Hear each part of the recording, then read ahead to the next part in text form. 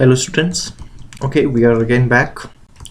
So in the last video, students, we were discussing about what was before the world politics. Okay, world politics हम discuss करें, उसके पहले world politics जो आया, ठीक है, जब से हम बात कर रहे हैं वर्ल्ड पॉलिटिक्स की, उसके पहले किस तरह का पॉलिटिक्स था जनरली, ठीक है। जो भी पॉलिटिशियन थे, जो भी पॉलिटिकल स्कॉलर थे, वो पॉलिटिक्स की स्टडी, ठीक है, कैसे करते थे। तो हमने देखा कि उस समय उस पॉलिटिक्स का क्या नाम था, इंटरनेशनल पॉलिटिक्स, ठीक है।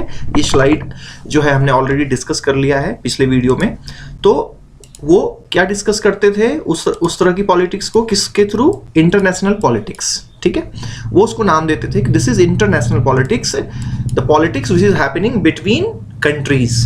और उसमें मेन प्लेयर्स कौन थे बच्चों, अगर इस पॉलिटिक्स को हम एक गेम मान लें, ठीक है, मैं जस्ट समराइज कर रहा हूं कि पिछले में हमने क्या डिस्कस किया था।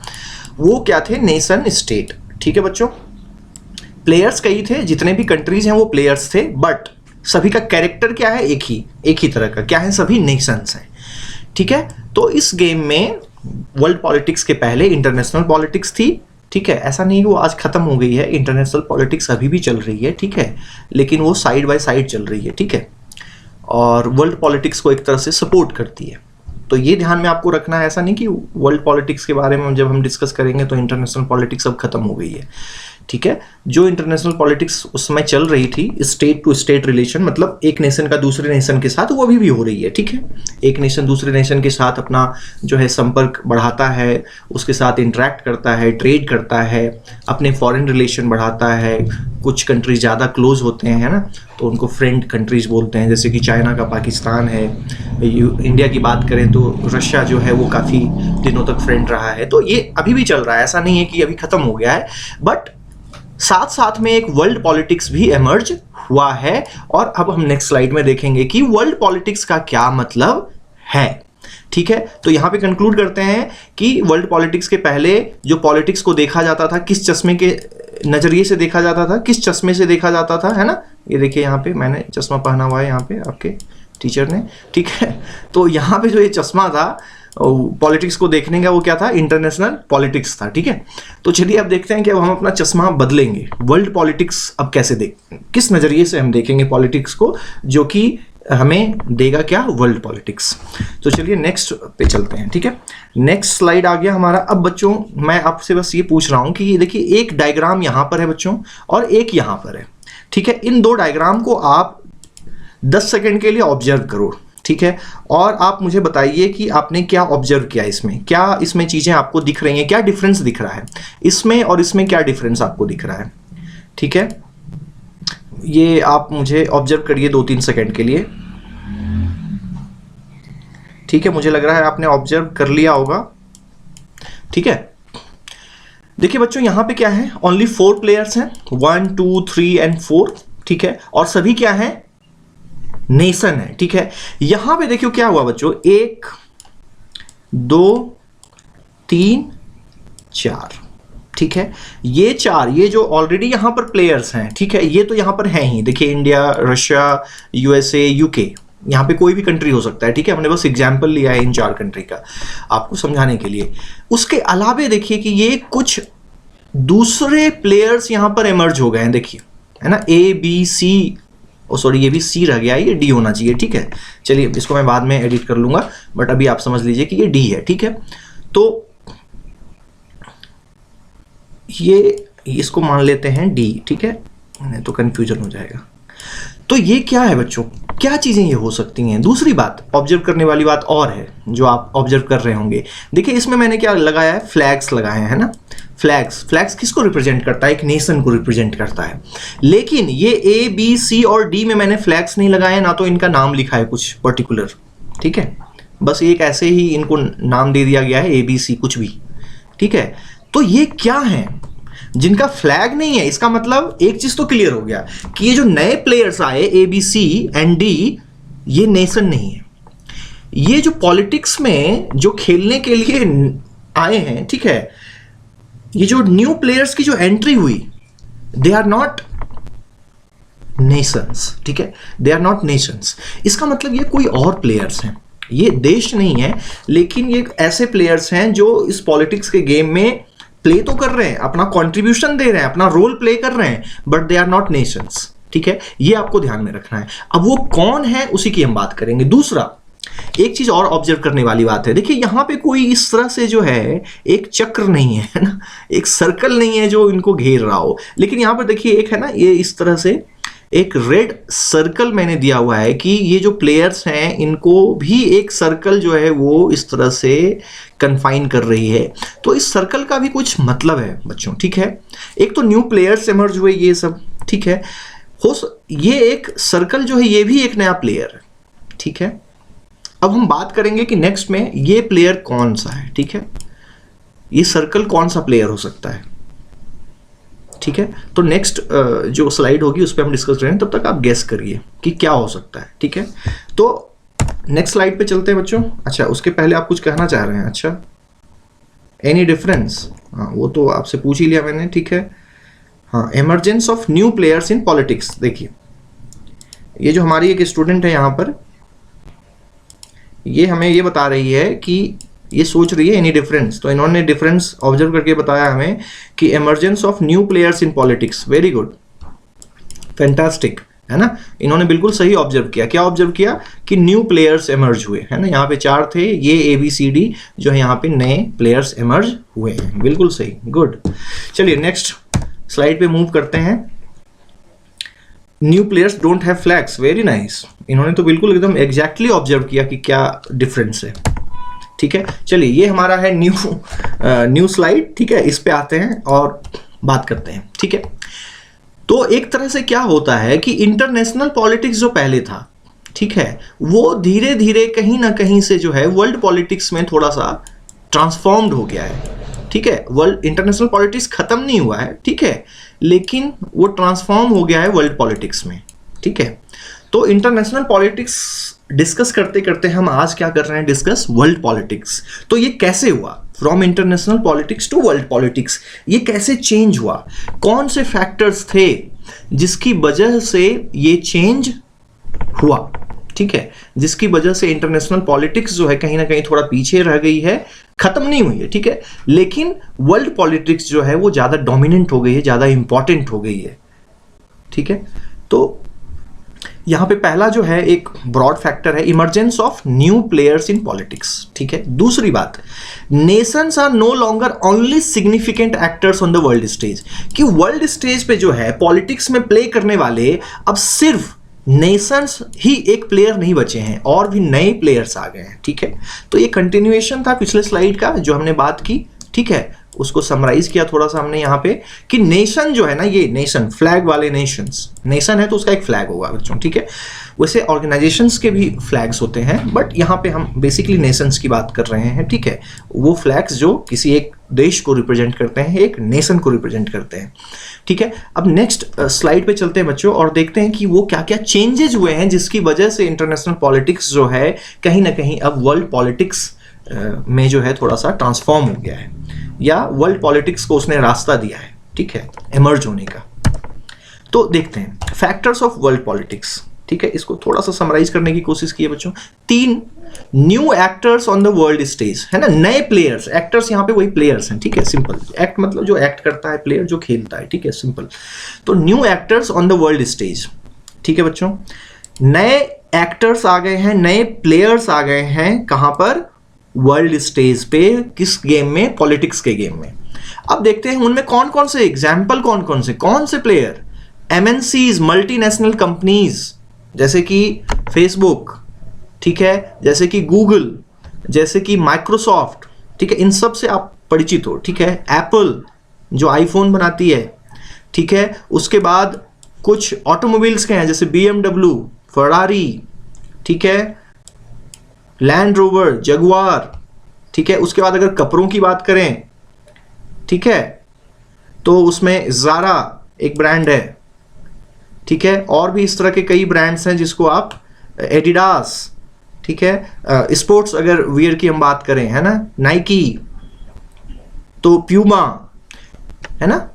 अब हर एक कंट्री में आपको इनके सामान मिल जाएंगे। ठीक है, तो MNCs, new actors, NGOs, non governmental organisation, जो गवर्नमेंट ऑर्गेनाइजेशन नहीं है, ठीक है। गवर्नमेंट वो मतलब इंडिविजुअली लोग बनाते हैं, एक ग्रुप बनाते हैं आकर मिलकर, ठीक है, तो उनको बोलते हैं non government organisation, governmental organisation, ठीक है। ये कई तरह के हैं, ठीक है।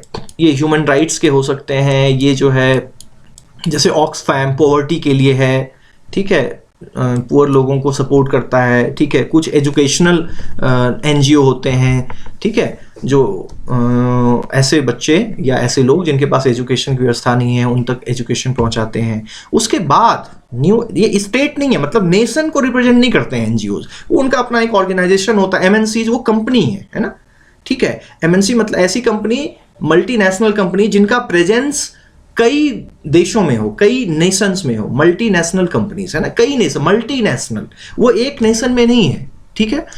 उसके बाद टेररिस्ट ऑर्गेनाइजेशन है ना, अल-कायदा, आईसिस, आईएसआईएस जिसको बोलते हैं, ठीक है, इस्लामिक स्टेट। हालांकि कुछ दिनों पहले तक ये काफी न्यूज में था, आपने जाना ही होगा, ठीक है, आपने सुना ही होगा थोड़ा बहुत न्यूज, ठीक है। ये क्या हो रहे हैं, ये सीधा सीधा अब इंटरनेशनल पॉलिटिक्स में रोल प्ले कर रहे हैं किसी न किसी तरीके से। अलकायदा ने क्या किया था आपको तो पता ही होगा, ठीक है। थोड़ा बहुत अगर नहीं पता है तो मैं आपको बस समराइज कर देता हूं कि इन्होंने वर्ल्ड ट्रेड टावर को जो है डिस्ट्रॉय कर दिया था, ठीक है, आतंकवादी घटना में इन 2001। कहां पर है वर्ल्ड ट्रेड टावर? न्यूयॉर्क में, यूएसए में, ठीक है। तो ये एक बहुत बड़ी आतंकवादी घटना थी ऑफ 21st सेंचुरी, ठीक है। जब 21वीं सदी में हम एंटर करने ही वाले थे या कर चुके थे, ठीक है, शुरू ही हुआ था अभी 21st सेंचुरी 2001 में, और जो है उन्होंने वर्ल्ड ट्रेड टावर पे जो है ये अटैक किया था। काफ़ी लोग मारे गए थे, प्रॉपर्टी का नुकसान हुआ था, सब कुछ हुआ था। और उसके बाद जो है अमेरिका ने अपना वॉर ऑन टेरर, ठीक है, वो शुरू किया था, जिसमें इराक, अफगानिस्तान, इन सब पे इसने अटैक किया था। और अल्टीमेटली काफ़ी दिन लगे ओसामा बिन लादेन को ढूंढने में इनको, ठीक है, और अल्टीमेटली उन्होंने उनको पाकिस्तान से ढूंढ के मारा, ठीक है। तो अलकायदा क्या था? देखिए, अलकायदा के पीछे कंट्री सपोर्ट कर रही होगी, नो डाउट, हो सकता है कि कुछ कंट्रीज उनको सपोर्ट कर रही हो, ठीक है, मैं नाम नहीं लेना चाहता, ठीक है, कंट्रोवर्सी हो जाती है, लेकिन आप जानते हो, ठीक है, वो कौन से कंट्री हैं या मैं किसका नाम आपको सजेस्ट करना चाह रहा हूं। लेकिन वो इंडिविजुअली एज ए ऑर्गेनाइजेशन लड़ रहा था, किससे? अमेरिका से, ठीक है। तो कहीं ना कहीं एक इंडिविजुअल ऑर्गेनाइजेशन जो है एक इतनी बड़ी शक्तिशाली देश को जो है वो परेशान कर दे रहा है ना। तो यहाँ पे कोई स्टेट, किसी स्टेट ने जाके हमला नहीं किया, अटैक नहीं किया उस पर, है ना, एक टेररिस्ट ऑर्गेनाइजेशन ने, और उसकी वजह से जो है एक जो उस समय की जो वर्ल्ड पॉलिटिक्स थी उससे काफ़ी प्रभावित हुई, ठीक है। तो ये ध्यान में रखना है। यहाँ पे ये लोगो आप पहचानते ही होंगे, ठीक है, फेसबुक, गूगल देखिए आज है ना, गूगल कितना कुछ कंट्रोल करता है ना। हम इंटरनेट यूज करते हैं, कहीं ना कहीं सर्च इंजन जो है वो सिनोनिमस हो गया है गूगल का। सोशल नेटवर्किंग साइट की बात करें तो हम देखते हैं कि Facebook is the synonymous of social networking site, ठीक है। व्हाट्सएप भी इन्हीं का है, ठीक है, सोशल मैसेजिंग प्लेटफॉर्म है वो। एप्पल जो कि काफ़ी अच्छे जो प्रोडक्ट्स देता है टेक्नोलॉजी में, है ना, आईफोन, उसके बाद मैकबुक, लैपटॉप, आईपैड, ठीक है। और ये आईसिस का लोगो है, ठीक है, वो मैं बस दिखाना चाह रहा था कि ये है ना, आईसिस का ये लोगो है, ये बस आपको दिखाने के लिए मैंने यहाँ पे लगाया है, ठीक है। दूसरा है बच्चों इंक्रीज्ड इंटरडिपेंडेंस एंड इंटरकनेक्टेडनेस। देखिए बच्चों, आज क्या हुआ है कि हर एक कंट्री एक दूसरे से क्या हो गई, बहुत ज़्यादा इंटरकनेक्ट हो गई है। They are very very interdependent on each other. कहीं एक जगह पे कुछ दिक्कत होती है ना, तो दूसरा कंट्री क्या है, उससे दूसरा नेशन उससे प्रभावित होता है। ऐसा नहीं होगा कि किसी एक कंट्री में कुछ प्रॉब्लम क्रिएट हो तो हम उससे जो है इन्फ्लुएंस्ड नहीं होंगे, उससे होंगे। और इसका क्या मतलब है? इंक्रीज्ड इंटरडिपेंडेंस एंड इंटरकनेक्टेडनेस, ठीक है बच्चों। ये मैंने आपको, मुझे लग रहा है कि थोड़ा सा, चलिए पहले इसको डिस्कस कर लेते हैं। क्लास मैं आपको दिखाने वाला था क्लास 10th की इकोनॉमिक्स बुक की 4th चैप्टर, ठीक है, वो आपने पढ़ा होगा थोड़ा बहुत, है ना, ग्लोबलाइजेशन, उसमें एक चैप्टर है, उसमें यही लिखा हुआ है इंक्रीज इंटरडिपेंडेंस एंड इंटरकनेक्टेडनेस। ये क्या है? यही ग्लोबलाइजेशन है, ठीक है बच्चों। The process of the increasing interdependence and interconnectedness among the countries, इसी को क्या बोलते हैं? ग्लोबलाइजेशन, ठीक है। तो ग्लोबलाइजेशन क्यों हो रहा है? इंक्रीजिंग फॉरेन ट्रेड के कारण, कंट्रीज के बीच में काफ़ी ज़्यादा ट्रेड हो रहा है, इंक्रीजिंग फॉरेन इन्वेस्टमेंट। देखिए बच्चों, कोई भी कंपनी है, ठीक है, वो हर जगह पे कुछ ना कुछ इन्वेस्टमेंट कर रही है। ऐसा नहीं कि अमेरिकन कंपनी है तो वो सिर्फ, जैसे कि एप्पल की ले लें, ठीक है, तो एप्पल का आईफोन जो चाइना में बनता है, ठीक है, वो डिजाइन करती है अमेरिका में, बट सारा कुछ असेंबल जो होता है फ़ोन वो होता है वहाँ पे चाइना में। तो इनके अलग अलग जगह पे फैक्ट्रीज हैं। अगर हम नाइकी की बात करें, ठीक है, तो इनके जो शू हैं वो काफ़ी कुछ इंडिया में बनते हैं, कुछ बांग्लादेश में बनते हैं, ठीक है। तो इस तरह से चीज़ें हैं कि एक जो कंपनी है उसने काफ़ी ज़्यादा कंट्रीज़ में, नेशंस में इन्वेस्टमेंट करके रखा है, उसी को बोलते हैं फॉरेन इन्वेस्टमेंट, ठीक है। ग्लोबल वार्मिंग बच्चों, ठीक है, ये ग्रीन हाउस गैस के बढ़ने से जो है टेम्परेचर ओवरऑल जो ग्लोब का, ठीक है, वर्ल्ड का बढ़ रहा है, उसी को ग्लोबल वार्मिंग बोलते हैं ना। वार्मिंग मतलब टेम्परेचर का बढ़ना और ग्लोबल मतलब ग्लोब, पूरे वर्ल्ड का। क्लाइमेट चेंज, उसकी वजह से क्लाइमेट चेंज हो रहा है, ठीक है। तो ये कहीं कॉन्फाइंड नहीं है ना, कि क्लाइमेट चेंज बस एक जगह पे हो रहा है, एक कंट्री में, बस इंडिया में हो रहा है, इससे कोई फर्क नहीं पड़ने वाला, ऐसा तो नहीं है ना। क्लाइमेट जो है वो सिर्फ एक जगह पे तो चेंज नहीं होगी, ठीक है, एक जगह वो ओवरऑल चेंज हो रही है, ठीक है, क्योंकि हम हवा, जल, पानी, जल को तो थोड़ा सा रोक भी सकते हैं, ठीक है, विंड को तो नहीं रोक सकते हम, है ना। तो कहीं ना कहीं जो एटमॉस्फेयर है वो एक पूरी तरह से वो सर्कुलेट होता है, वो चल रहा है, ठीक है। ऐसा नहीं कि इंडिया में जो है अलग तरीके से क्लाइमेट काम कर रहा है, दूसरे जगह दूसरे तरीके से, ठीक है। तो हम कंट्रोल कर लेंगे यहाँ पे क्लाइमेट को, इंडिया के क्लाइमेट को, और दूसरे जगह के क्लाइमेट से हमें कोई लेना देना नहीं है, कोई फर्क नहीं पड़ने वाला, ठीक है, ऐसा नहीं है। अगर एक जगह पे कुछ दिक्कत हो रही है क्लाइमेट में तो उसका प्रभाव दूसरे जगह पे भी पड़ेगा, ठीक है। दूसरा, ग्लोबल गवर्नेंस, ठीक है। देखिए क्या है कि हर एक नेशन इंडिपेंडेंट है बच्चों, ठीक है, उन पे किसी का अधिकार नहीं। नेशन की ये सबसे बड़ी कैरेक्टरिस्टिक्स है कि कोई नेशन है, इंडिपेंडेंट नेशन है, इंडिया है, तो India is the supreme powerful, ठीक है। Nobody can rule over India, ठीक है। The supreme authority of India is the government of India, ठीक है। तो इससे क्या होता है कि अगर कुछ ऐसी प्रॉब्लम इमर्ज होती है, ठीक है, जैसे कि देखिए क्लाइमेट चेंज, ग्लोबल वार्मिंग, ये कोई एक कंट्री मैनेज नहीं कर सकता, ठीक है। ग्लोबल वार्मिंग कहीं एक जगह से नहीं हो रही है ना, सभी कंट्रीज जो हैं carbon dioxide, green house gas release कर रहे हैं। क्लाइमेट चेंज, ठीक है, इसे एक कंट्री मैनेज नहीं कर सकता, ठीक है। इसलिए ग्लोबल गवर्नेंस की बात आती है कि जो जितने कंट्रीज इस दुनिया में हैं उनको गवर्न कर कैसे किया जाए, ठीक है।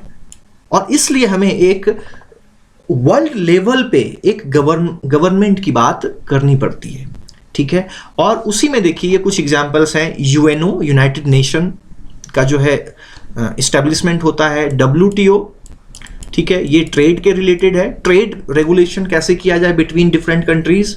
WHO, हेल्थ को लेके बच्चों, देखिए कोरोना को लेकर आपने WHO का नाम आजकल आप सुन रहे होंगे, है ना। कुछ लोग आरोप लगा रहे हैं कि WHO ने अपना काम जो है सीरियसली नहीं किया, लेकिन सबसे पहले रिपोर्ट भी WHO ने धीरे धीरे जारी किया था, ठीक है, कि इस तरह की कुछ महामारी जो है फैली है चाइना में। अब उनसे क्या गलती हुई उस डिबेट में हम लोग नहीं जाएंगे, बट WHO क्या हुआ, हेल्थ प्रॉब्लम जो है। अब देखिए कि हेल्थ, अभी कोरोना क्या है, कोरोना से पूरी दुनिया परेशान है ना, ठीक है। वो एक कंट्री में तो नहीं सिचुएटेड है, तो उसको गवर्न करने के लिए, उसको मैनेज करने के लिए कहीं ना कहीं हमें ग्लोबल गवर्नेंस की सभी कंट्रीज का मिलकर एक जो है एफर्ट हो उसको सॉल्व करने के लिए, और उसके लिए एक प्लेटफॉर्म है क्या, WHO। UNHRC, United Nation human right commission, देखिए ह्यूमन राइट्स का वायलेशन होता रहता है काफ़ी कंट्रीज में, ठीक है। एक पर्टिकुलर जो लोग हैं वो दूसरे लोगों को सताते हैं, ठीक है, पीटते हैं, मारते हैं, खास करके माइनॉरिटीज़ को कहीं कहीं पे, ठीक है। तो उसको सॉल्व करने के लिए क्या है हमारे पास, United Nation human right commission. उसके बाद देखिए क्लाइमेट चेंज से डील करने के लिए क्या बनाया, IPCC, ठीक है, international panel on climate change, ठीक है बच्चों, ठीक है। ये इनके लोगोज हैं जो आप थोड़ा सा देख सकते हैं, ठीक है। ये UN का है, ये WTO का है, ये WHO का है, ये UNHRC का है, ठीक है बच्चों। IPCC, इसको भी यूनाइटेड नेशन ने इस्टेब्लिश किया है, ठीक है, ये अलग नहीं है। तो ये क्या दिखाता है हमें, ये फैक्टर्स कुछ ऐसे एमर्ज हुए ना जिनकी वजह से कि नेशन अब उस इशू को अकेले सॉल्व नहीं कर सकता, दो नेशन मिलकर नहीं कर सकते, ठीक है। उसके लिए क्या सभी नेशंस को एक साथ आना पड़ेगा। और ये इश्यूज ऐसे हैं, वो इश्यूज को हम नेक्स्ट स्लाइड पे देख लेते हैं बच्चों, ठीक है। तो वो ज़्यादा हेल्प करेगा कि कैसे वो पूरे वर्ल्ड को प्रभावित करता है, ठीक है, किसी एक एरिया को नहीं, और जिसकी वजह से जो है एक वर्ल्ड पॉलिटिक्स का इमर्जेंस होता है। क्योंकि उस प्रॉब्लम को सॉल्व करने के लिए, ठीक है, उस प्रॉब्लम को सॉल्व करने के लिए जो रूल्स बनाने पड़ेंगे, हमें पॉलिटिक्स हमने पढ़ा था ना, ठीक है, कि रूल्स को अमेंड करना, बनाना, प्रिजर्व रखना, तो उसको जो चेंज करने के लिए, रूल बनाने के लिए, ठीक है, उस प्रॉब्लम को सॉल्व करने के लिए जो हमें रूल्स रेगुलेशंस बनाने हैं, ठीक है, वो पॉलिटिक्स एक नेशनल लेवल पे नहीं हो सकता, उसको पूरे वर्ल्ड लेवल पे ही करना पड़ेगा, ठीक है। तो ये देखते हैं कौन कौन से ऐसे इश्यूज इमर्ज हुए हैं। थोड़ा सा हमने वहां पे एग्जांपल लिया ही था बच्चों, ठीक है। Environmental issues, global economy, global health crisis. देखिए अभी कोरोना का केस देखते हैं, ये जहां जहां आप रेड बबल्स देख रहे हैं बच्चों, रेड सर्कल, ये दिखा रहा है कि वहां पे कोरोना पहुंच गया है, ठीक है, और काफी ज्यादा अमाउंट में, ठीक है। ये देखिए ये कोरोना केसेस हैं। तो देखिए आपको लग रहा है कि कहीं कोई ऐसी जगह है जहां पे नहीं पहुंचा है, ये लगभग पहुंच गया है हर जगह, ठीक है। और ये थोड़ा पुराना डेटा है अभी तो, और यहाँ पे भी दिख रहा होगा आपको, ये रशिया है, रशिया चूंकि काफ़ी बड़ी कंट्री है, पॉपुलेशन कम है, ठीक है, तो एक ही जगह पे दिख रहा है। अदरवाइज ये जहाँ जहाँ पे भी पॉपुलेशन ज़्यादा है, देखिए यूरोप की क्या हालत है, यूरोप तो दिख ही नहीं रहा, सिर्फ ये बबल्स दिख रहे हैं, ठीक है। India, China and south east Asia, यहाँ पे मलेशिया, सिंगापुर, ये सब हैं, ठीक है। इन सब में कोरोना फैल गया है। तो क्या आपको लगता है कि कोई एक कंट्री हम अपने अपने सिंगल लेवल पे इसको सॉल्व कर पाएंगे? तो ये थोड़ा मुश्किल होगा, है ना। एक ग्लोबल इश्यू बन गया है, ये पूरे वर्ल्ड में कोरोना फैल गया है। तो इसके लिए क्या है, कोऑर्डिनेटेड एफर्ट की जरूरत है। अब हम इंटरनेशनल पॉलिटिक्स की बात नहीं कर सकते कि नहीं इंडिया चाइना मिलकर जो है कोरोना सॉल्व करेंगे, देखते हैं, है ना, चाइना से आ गया तो हम बैठ के सॉल्व करेंगे। लेकिन नहीं, इसमें तो काफी ज्यादा कंट्रीज में चला गया है ये। इसको तो अब ये बोलेंगे हम पूरे वर्ल्ड में फैल चुका है। तो क्या 2 कंट्री मिलकर इसको सॉल्व कर सकते हैं? नहीं कर सकते हैं, ठीक है। और इसलिए हमें इन ग्लोबल इश्यूज की बात करनी पड़ेगी, और वहीं पर रोल आ जाता है किसका, वर्ल्ड पॉलिटिक्स का। इसको हम वर्ल्ड पॉलिटिक्स के थ्रू सॉल्व करेंगे, ना कि इंटरनेशनल पॉलिटिक्स के लेवल पे। ग्लोबल इकोनॉमी, ग्लोबलाइजेशन, ठीक है, ये देखिए फॉरेन डायरेक्ट इन्वेस्टमेंट दिखा रहा है, कहाँ पे कितना आया हुआ है, ठीक है बच्चों। थोड़ा सा ये उतना क्लियर नहीं है, बट ये इस बबल के जो सर्कल है उसके साइड से आप ये देख सकते हो कि जहां बड़ा है वहां पे ज़्यादा फॉरेन इन्वेस्टमेंट गया। लेकिन देखिए लगभग all over the world FDI is moving, है ना। ये FDI हर जगह जा रहा है, किसी एक कंट्री में सिचुएटेड नहीं है ना। तो कंट्रीज जो है डिपेंडेंट हो गए हैं एक दूसरे पे। दूसरी बात यहाँ पे देखते हैं, ठीक है, nature operates as interconnected whole. Nature, ये नहीं कि इंडिया का नेचर अलग है, मतलब थोड़ी बहुत चीजें अलग हो सकती हैं, जैसे फॉरेस्ट थोड़ा सा अलग होगा, लेकिन ओवरऑल दे आर कनेक्टेड, ठीक है। वो जो ऑक्सीजन प्रोड्यूस कर रही है, वाटर साइकिल जो प्रोड्यूस हो रहा है, अल्टीमेटली ये पूरा एक साइकिल है जो कहीं ना कहीं पूरे वर्ल्ड का क्या है, कनेक्टेड है। उसको हम रोक नहीं सकते। In which everything affects everything else, ठीक है। चाइना में पॉल्यूशन होगा तो उसका इंपैक्ट हमारे इंडिया में भी पड़ता है, USA में भी पड़ता है, ठीक है। तो ये है स्टोरीज की, एनवायरमेंटल इश्यूज की। तो ये क्या है कि हर एक कंट्री को प्रभावित करेगा। यहाँ एनुअल CO2 इमिशन की बात हो रही है, देखिए। तो हर एक, ऐसा तो नहीं है ना कि किसी कंट्री से हो ही नहीं रहा है, ठीक है, ये अलग बात है। ये है ना, ये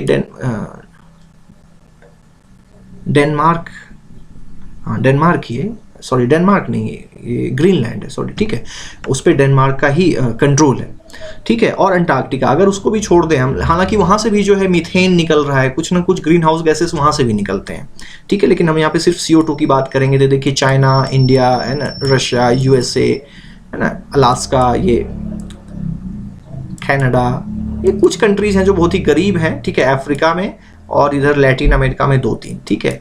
तो यहाँ पे उतना ज़्यादा CO2 इमिशन नहीं हो रहा है, लेकिन ये कंट्रीज तो एमिशन कर रहे हैं, और क्लाइमेट चेंज का प्रभाव तो इन पे भी पड़ेगा। इन बेचारों का क्या दोष है, ठीक है। ये तो CO2 नहीं रिलीज कर रहे हैं ज़्यादा, लेकिन इनका भी क्लाइमेट जो है वो प्रभावित हो रहा है उसकी वजह से। क्यों? क्योंकि जो ये कंट्रीज हैं ये CO2 इमिशन कर रहे हैं, और उसकी वजह से ग्लोबल वार्मिंग हो रहा है, उसकी वजह से क्लाइमेट चेंज हो रहा है। तो क्लाइमेट ये नहीं देखती कि आप कर रहे हो तो आपके यहाँ जो है वो सूखा पड़ेगा, नहीं, ठीक है। क्लाइमेट देख रही है ओवरऑल कि दुनिया एक है, ठीक है। तुम मुझे नुकसान पहुंचाओगे तो भाई मैं भी नुकसान पहुंचाऊंगी थ्रू क्लाइमेट चेंज है, ठीक है। तो ये समस्या है कि पॉल्यूशन तो कुछ कंट्री फैला रहे हैं लेकिन उसका प्रभाव पूरे वर्ल्ड पे पड़ रहा है। तो इसको सॉल्व करने के लिए क्या हमें ग्लोबल पॉलिटिक्स की जरूरत पड़ेगी। हम 1 to 1 मिल के कि हाँ इंडिया जो है पाकिस्तान से बात करे, पाकिस्तान फिर चाइना से बात करे, चाइना फिर यूएसए से बात करे, ठीक है, ऐसे नहीं काम चलेगा। कंबाइंड रूप से हमें ये काम करना पड़ेगा, ठीक है, as a world, as a whole world, तब जाके ये बात बनेगी। और यही जो है ग्लोबल पॉलिटिक्स या वर्ल्ड पॉलिटिक्स का एक गोल है, ठीक है बच्चों। तो अब देख लेते हैं कि वर्ल्ड पॉलिटिक्स का थोड़ा सा समराइज कर लेते हैं क्या है मतलब, ठीक है। तो वर्ल्ड पॉलिटिक्स का कभी कभी क्या लगता है बच्चों कि हम वर्ल्ड लेवल पे बात कर रहे हैं, ऑब्वियसली कर रहे हैं, ठीक है, लेकिन जैसे कि जो इशू हैं वर्ल्ड लेवल पे वर्ल्ड पॉलिटिक्स के, वो ऐसा नहीं है कि वर्ल्ड लेवल पे ही काम करते हैं, वो हमें आपको हमारे गाँवों को भी इम्पैक्ट करते हैं। सपोज क्लाइमेट चेंज, तो वो जो है सब नेशनल, एक नेशन के अंदर भी इम्पैक्ट डाल रहा है, रीजनल लेवल पे, ठीक है, 2-3 नेशन को मिला लीजिए, इंडिया, चाइना, पाकिस्तान, है ना, या इंडिया, पाकिस्तान, बांग्लादेश जो पड़ोसी देश हैं, इन पे भी इम्पैक्ट डाल रहा है। वर्ल्ड वाइड भी क्लाइमेट चेंज पूरे वर्ल्ड को भी इम्पैक्ट कर रहा है। और इंटरनेशनल अगर हम 2-3 देशों की बात करें तो उनको भी इम्पैक्ट कर रहा है ना। तो ये जो ये सारे डायमेंशंस हैं किसके, ग्लोबल पॉलिटिक्स के। तो ग्लोबल पॉलिटिक्स सिर्फ ग्लोब के लेवल पे नहीं अप्लाई हो रहा है, ठीक है, वो इम्पैक्ट कर रहा है हर एक स्तर पर, ठीक है। इसको ऐसे हम मान सकते हैं, सॉरी ये उल्टा करके, ठीक है, फिर ये गलत हो गया, इस तरह से ये वर्ल्ड हो जाएगा, ठीक है, ये नेशनल हो जाएगा, ठीक है, ये सब नेशनल हो जाएगा, ये रीजनल हो जाएगा, ये सब नेशनल हो जाएगा, ठीक है। तो मतलब स्मॉलर स्केल से लेके, ज्योग्राफिकल स्केल से लेके जो बिगेस्ट स्केल है हमारा geographical, that is world level. तो हर एक लेवल पे ये जो वर्ल्ड पॉलिटिक्स के इश्यूज हैं वो इम्पैक्ट डाल रहे हैं। इसलिए यहां पर ग्लोबल से मतलब सिर्फ ग्लोब नहीं है कि पूरे वर्ल्ड लेवल पे ही वो इम्पैक्ट होना चाहिए तभी जाके वो ग्लोबल पॉलिटिक्स का इशू बनेगा, नहीं, वो हमारे लोकल लेवल पे भी हो सकता है। जैसे क्लाइमेट चेंज की बात कही हमने, ठीक है, पॉल्यूशन की बात कही, वो हमें हमारे लोकल जो एरिया है उनको भी इम्पैक्ट डाल रहा है, हमारे स्टेट को कर रहा है, फिर हमारे नेशन को कर रहा है, फिर पूरे वर्ल्ड को कर रहा है। तो इसमें सारी चीजें सन्निहित हैं, सभी चीजें इंक्लूडेड हैं। तो ग्लोबल पॉलिटिक्स में बच्चों या वर्ल्ड पॉलिटिक्स में, ठीक है, वर्ल्ड या ग्लोबल दोनों एक मीनिंग सेम है, ठीक है। ग्लोबल मीन्स कॉम्प्रिहेंसिव, ठीक है, यहां पे आप वर्ल्ड भी लिख सकते हो, ठीक है। वर्ल्ड मीन्स व्हाट, एक ग्लोब से बना है, ग्लोबल मतलब जो वर्ल्ड को रेफर कर रहा है। It refers to all elements within a system. जितने भी इश्यूज हैं, एनवायरमेंटल इश्यूज हैं, पॉलिटिकल इश्यूज हैं, ठीक है, इकोनॉमिक इश्यूज हैं, ठीक है, जो, ठीक है, उन सबको हम इंक्लूड करेंगे इसमें, किसमें, वर्ल्ड पॉलिटिक्स में। Not just to the system as a whole, ऐसा नहीं कि सिर्फ वर्ल्ड को एज अ सिस्टम, कि पूरे वर्ल्ड पे जो चीजें इंपैक्ट करेगी उसी को हम इशू बनाएंगे, ऐसा नहीं है, ठीक है। उसमें जितने भी इश्यूज हैं सबको इंक्लूड करेंगे जो, और यहाँ पे देखते हैं, ठीक है, global politics takes place not just at the global level but across all levels, worldwide, regional, national and subnational, ठीक है। जैसे कि हमने एनवायरमेंट का एग्जांपल दिया आपको, क्लाइमेट चेंज का, पॉल्यूशन का, ठीक है बच्चों। तो इसको ये ध्यान में रखना है कि इश्यूज कुछ भी हो सकता है, ठीक है, जो हर एक स्केल पे प्रभावित कर रहा है लोगों को, नेशंस को, एरियाज को, और उसका एक ग्लोबल इम्पैक्ट भी हो, ठीक है। वो सारी चीजें क्या किस में आएंगी, वर्ल्ड पॉलिटिक्स में आएंगी, ठीक है। ये डायग्राम मैंने बच्चों, यही बुक है हेवुड ग्लोबल पॉलिटिक्स, उससे लिया है। तो वर्ल्ड पॉलिटिक्स क्या है ये तो थोड़ा बहुत समझ में आ गया होगा बच्चों, थोड़ा सा, ठीक है, 30% 50% भी थोड़ा सा डिफरेंस आपको समझ में आ गया, इंटरनेशनल से कैसे वर्ल्ड पॉलिटिक्स में ये ट्रांसफॉर्म हुआ है, तो दैट वुड बी एनफ, ठीक है। तो नेक्स्ट पे चलते हैं। अब देखते हैं हम, वर्ल्ड पॉलिटिक्स का मतलब समझ लिया हमने, पॉलिटिक्स का समझ लिया। अब देखते हैं कि टोटल फिर क्या मतलब हो जाएगा कंटेम्प्रेरी वर्ल्ड पॉलिटिक्स का, ठीक है। So the title of the book is contemporary world politics. तो बच्चों अब यहाँ पे देखते हैं, ठीक है, सिंपल सा। 1945 पे क्या होता है, वर्ल्ड वॉर सेकेंड का एंड होता है, ठीक है, ठीक है। और 1991 में क्या होता है, डिसइंटीग्रेशन ऑफ यूएसएसआर, ठीक है। तो 1945 में end of world war is the beginning of the cold war, ठीक है, जो कि हमारे इस चैप्टर का जो टाइटल है द कोल्ड वॉर एरा। तो बिगिनिंग ऑफ कोल्ड वॉर कब होता है, 1945 में, और 1945 में क्या होता है, end of world war 2। So the end of world war 2 is related, associated with the beginning of cold war, इतना ध्यान में रखना है आपको, ठीक है। और 1991 में क्या होता है, डिसइंटीग्रेशन ऑफ यूएसएसआर, हम बात करेंगे, ठीक है। तो ये पीरियड क्या था, क्या हुआ, नहीं हुआ, क्यों हुआ, ठीक है, बाद में। तो 1945 से लेकर 1991 ये जो पीरियड है बच्चों, इसको बोलते हैं कोल्ड वॉर पीरियड पॉलिटिक्स, है ना। ये कोल्ड वॉर का पीरियड है पूरा का पूरा, यहां से लेकर 1945 से लेकर 1991 तक, ये कोल्ड वॉर पीरियड है। अब देखते हैं, ठीक है, कंटेम्प्रेरी वर्ल्ड पॉलिटिक्स जो है बच्चों, वो अभी, कंटेम्प्रेरी का मतलब क्या होता है, प्रेजेंट टाइम, है ना, अभी कंटेम्प्रेरी। तो कंटेम्प्रेरी वर्ल्ड पॉलिटिक्स बेसिकली कहा जाता है 20th सेंचुरी, मतलब 2000 से जो पॉलिटिक्स शुरू हुआ ना, और अभी तक रिसेंट टाइम, वो आज तक को हम इंक्लूड कर सकते हैं उसमें, ठीक है। कोरोना वायरस तक को इंक्लूड कर सकते हैं कि कोरोना वायरस के कारण जो अभी पॉलिटिक्स जो चल रहा है ना, वर्ल्ड लेवल पे, ठीक है, वो भी इसमें आएगा, ठीक है। उस पर बुक्स लिखी जानी शुरू हो चुकी हैं, जर्नल्स में आर्टिकल्स लिखे जाने शुरू हो चुके हैं, ठीक है। तो और अगले 2-3 साल में देखिएगा कि इस पे काफ़ी चीज़ें आएंगी, ठीक है, किस तरह से कोरोना वायरस के इम्पैक्ट ने जो है वो ग्लोबल पॉलिटिक्स को इन्फ्लुएंस किया है और क्या क्या इन्फ्लुएंस किया है। खैर वो बात की बात होगी, लेकिन आपको ध्यान में रखना है कि ये भी इसमें आएगा कंटेम्प्रेरी वर्ल्ड पॉलिटिक्स में, कि how corona virus, the spread of कोविड-19, ठीक है, टेक्निकली उसका नाम है कोविड-19, बट वो वायरस जिसके कारण उसका कोरोना वायरस नाम है। तो उसकी वजह से वर्ल्ड पॉलिटिक्स में क्या क्या चेंज आएंगे, वर्ल्ड पॉलिटिक्स कैसे चेंज होगा, ये देखना पड़ेगा, ठीक है। कुछ चेंजेस तो नजर आ रही हैं, उस पर बाद में डिस्कस करेंगे कभी, ठीक है।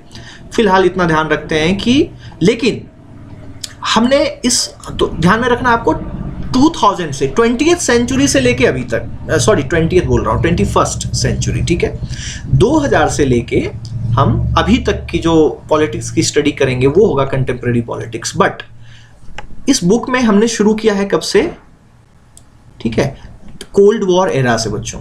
तो क्यों ये जरूरी था, देखिए अभी जो कंटेम्प्रेरी वर्ल्ड पॉलिटिक्स है ना, 2000 से लेके, ठीक है, आफ्टर 2000, ठीक है,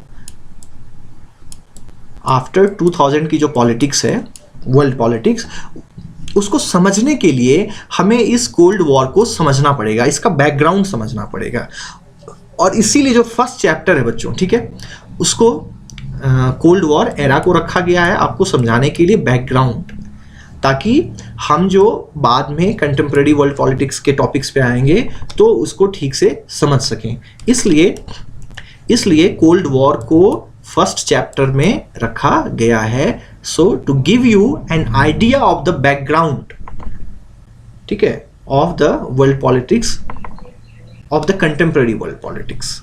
उसको समझने के लिए बैकग्राउंड समझना हमें बहुत जरूरी है, ठीक है बच्चों। तो कंटेम्प्रेरी वर्ल्ड पॉलिटिक्स का क्या मतलब ये समझ में आ गया होगा आपको, ठीक है। लेकिन हमने कोल्ड वॉर से इसकी स्टडी करना क्यों शुरू किया ये भी समझ में आ गया होगा, क्योंकि हमें बैकग्राउंड समझना है, क्योंकि कोल्ड वॉर की वजह से काफ़ी चेंजेस हुए हैं, ठीक है। कोल्ड वॉर जब शुरू हुआ और कोल्ड वॉर जब एंड हुआ, इसका काफ़ी इम्पैक्ट है कंटेम्प्रेरी वर्ल्ड पॉलिटिक्स पे। तो इसको समझने के लिए हमें थोड़ा सा पीछे से स्टार्ट करना पड़ता है, ठीक है बच्चों, समझ में आई बात। तो नेक्स्ट पे चलते हैं। नेक्स्ट में वही लिखा हुआ है कि उसको समराइज किया है मैंने, बस जो हमने अभी बात की कि what is contemporary world politics, ठीक है। पीछे वाले स्लाइड पे डायग्राम था जिससे कि आपको जो टाइमिंग है वर्ल्ड कंटेम्प्रेरी वर्ल्ड पॉलिटिक्स का उसको समझने में मदद मिली होगी। So the book is concern, जो हमने शुरू में क्वेश्चन पूछा था कि what is this book about, ये बुक किसके बारे में है। So the book is concern with the world politics as it is today. It deals with the 20th century world politics only। देखिए 20th century मतलब हो गया 1900 से लेके 1999 तक, ठीक है, 1900 से लेके 1999 तक, ठीक है। तो ये 20th century पॉलिटिक्स से भी रिलेट कर रहा है, लेकिन only to the extent that it is background to the present events as trends. आपको बैकग्राउंड समझाने के लिए ही बस हम कोल्ड वॉर वाली स्टोरी इसमें समझेंगे, पढ़ेंगे, ठीक है। Otherwise, it begins with the Cold War because it is impossible to understand where we are today without an understanding of what Cold War was and how it ended।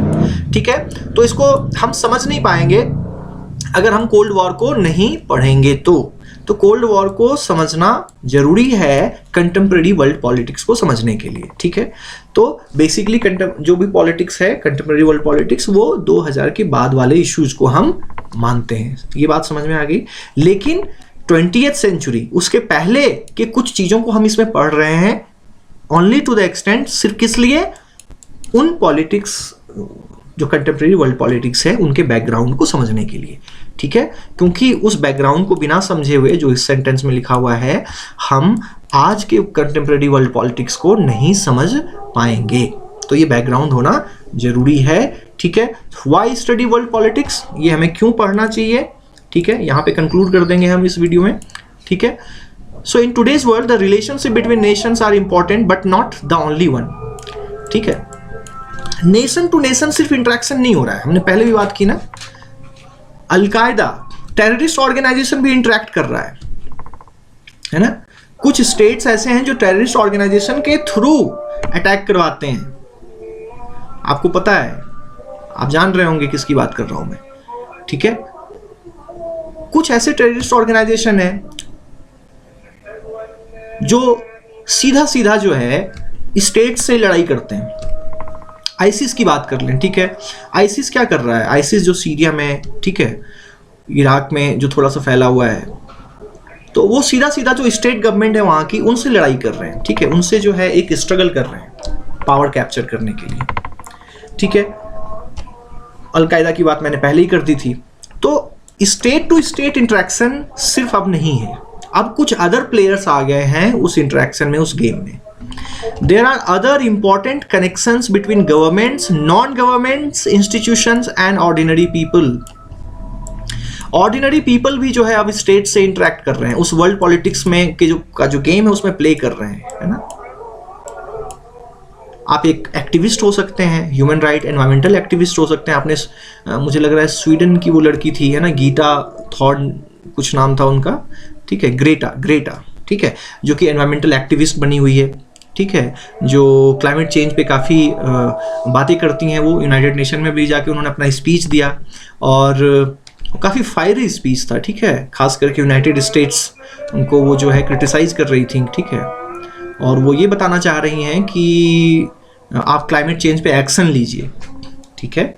और काफ़ी famous हो गई हैं। और तो ऑर्डिनरी पीपल भी क्या कर रहा है आजकल, तो वो ऑर्डिनरी पीपल ही है ना, ठीक है। एक छोटी सी बच्ची है, ठीक है, स्कूल गोइंग चाइल्ड है, and she is taking participation in world politics of climate change. That's a big thing, but this is an example where ordinary people is also participating in global politics nowadays। non-government institutions like मैंने अभी बात की ना, कुछ जो जैसे कि Oxfam है, ठीक है, वर्ल्ड वाइल्ड लाइफ फंड है, ठीक है, ग्रीन पीस है, ये सारे नाम्स हैं नॉन गवर्नमेंट, वैसे बहुत हैं, ठीक है, ये थाउजेंड्स में हैं, ठीक है। तो ये खुद पार्टिसिपेट करते हैं गवर्नमेंट के साथ, ठीक है। और गवर्नमेंट तो बात करती ही है अपने बीच, नेशंस आपस में तो कम्युनिकेट करते ही हैं, इंटरेक्ट करते ही हैं। To understand the world it is not possible any longer to understand only the links between government. तो अगर आज के वर्ल्ड को आपको ठीक से समझना है, तो अगर सिर्फ गवर्नमेंट टू गवर्नमेंट इंटरेक्शन को आप स्टडी करेंगे तो आपको वर्ल्ड की जो रियल अंडरस्टैंडिंग है वो नहीं मिलेगी, ठीक है। So it is necessary to understand what happens across boundaries also, and governments are not the only agents of what happens, ठीक है। कि जो भी चीज़ें आज दुनिया में हो रही हैं, ठीक है, उसके लिए सिर्फ गवर्नमेंट रिस्पॉन्सिबल नहीं है, उसके अदर एजेंट्स भी हैं। जैसे कि मैंने बताया कि 2001 में जो वर्ल्ड ट्रेड सेंटर अमेरिका में न्यूयॉर्क में जो अटैक हुआ, वो किसी गवर्नमेंट ने नहीं किया, गवर्नमेंट के बीच वॉर नहीं हुआ था। ट्रेडिशनली हम क्या समझते थे कि नहीं, गवर्नमेंट टू गवर्नमेंट वॉर होती है, एक नेशन दूसरे नेशन से वॉर करता है, सेकेंड वर्ल्ड वॉर में जो हुआ, फर्स्ट वर्ल्ड वॉर में जो हुआ, ठीक है। लेकिन अब ऐसा नहीं है, अब एक पर्टिकुलर ऑर्गेनाइजेशन है, एक टेररिस्ट ऑर्गेनाइजेशन है जो आप पे अटैक कर सकती है, ठीक है, एक टेररिस्ट ऑर्गेनाइजेशन है जो आपको सिंगल ब्लास्ट करवा सकती है कहीं पे, ठीक है, तो और काफ़ी ज़्यादा आपको नुकसान पहुंचा सकती है। तो ये सारी चीज़ें थी कि हमें क्यों वर्ल्ड पॉलिटिक्स पढ़ना चाहिए, ठीक है बच्चों। तो ये था introduction to the book world contemporary world politics, और उनमें जो कुछ इंपॉर्टेंट टॉपिक्स हैं, ठीक है, उनके जो की वर्ड्स हैं जिसे हमें समझना चाहिए ताकि हम आगे आने वाले टॉपिक्स को ठीक से समझ पाएँ। जैसे कि what is politics, what is contemporary world politics, and why should we study world politics, उसका इंपॉर्टेंस क्या है, हमें क्यों पढ़ना चाहिए, okay, difference between world politics and international politics, कौन कौन से एक्टर्स इमर्ज हुए हैं, कौन कौन से ऐसे ग्लोबल इश्यूज हैं जो वर्ल्ड पॉलिटिक्स को बनाते हैं, है ना, environmental issues, economic issues and health issues, है ना, corona virus, this is one of the recent example of global issues, ठीक है, जिससे कि अभी वर्ल्ड जो है स्ट्रगल कर रहा है और उसका कोई सॉल्यूशन मिल नहीं पा रहा है ना। तो ये सारी चीज़ें हैं इसमें। तो बच्चों इसको यहीं पे कंक्लूड करते हैं। मैं आशा करता हूँ कि आपको ये थोड़ा बहुत समझ में आया होगा, ठीक है, कि वर्ल्ड पॉलिटिक्स से हम क्या समझते हैं और कंटेम्प्रेरी वर्ल्ड पॉलिटिक्स क्या है, और हम आगे आने वाले वीडियोस में जो हैं वो प्रॉपर जो चैप्टर है हमारा that is cold war era, उसके टॉपिक्स की शुरुआत करेंगे, ठीक है, और उसमें जो भी टॉपिक्स हैं एक एक करके उसकी स्टडी करेंगे, ठीक है। तो आगे रहने देते हैं, नेक्स्ट वीडियो में ये डिस्कस करेंगे हम major topics of this chapter, ठीक है, और पहले टॉपिक से स्टार्ट करेंगे। तब तक के लिए आप इन 3 वीडियोस को रिवाइज कीजिए, नहीं ये दूसरा ही है, ठीक है, इन 2 वीडियोस को रिवाइज कीजिए, अगर कुछ कन्फ्यूजन लगे तो फिर मुझे बताइए, ठीक है। चलिए बाय, थैंक यू।